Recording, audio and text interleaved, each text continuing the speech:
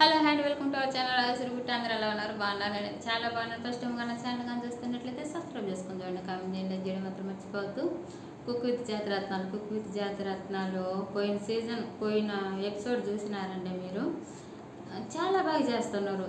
Comedy కానీ entertainment కానీ cooking కానీ చాలా బాగా చేస్తున్నారు. కానీ టీఆర్పీ అస్సలు పడిపోతుందండి. సాటర్డే ఎపిసోడ్కే కాదు, సండే ఎపిసోడ్ కూడా పడిపోతుంది. ఓన్లీ కళ్యాణ్ లేనందువలన.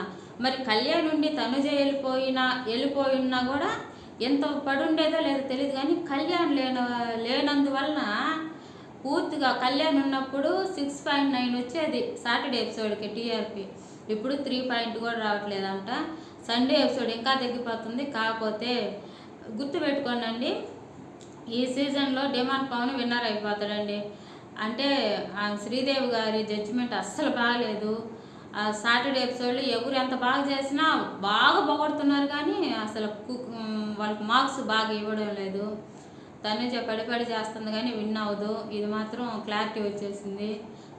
సండే ఎపిసోడ్లో డిమాండ్ పవన్ ఎలాగైనా చేయని, వాళ్ళు ఎంత పెద్ద పెద్ద ఇంటర్నేషనల్ డిష్లు చేసినా కూడా తనుజ డిమాండ్ పవన్ పోయిన ఈ వీక్లో రొయ్యలు మునక్కాయ కర్రీ చేసినాడంటే, అది మామూలుగా అందరూ ఇళ్ళల్లో చేసుకునే కర్రీ. అది సూపర్ డూపర్ హిట్ అని దానికి మార్క్స్ ఇచ్చినారు. చూడాలి కుక్ ఆఫ్కి ఎవరు పోతారో. తేజు పోయేటట్టు ఉందండి ఈ వీక్. కుక్ ఆఫ్కి ఎవరు పోతారో చూడాలి. అస్సలు బాగలేదు.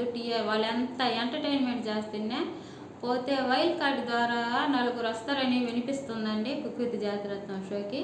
ఆ 4 పేర్లు ఎవరెవరు వస్తారో మీకు ఇంకొక వీడియో చేసి చెప్తానండి. బాయ్ అండి.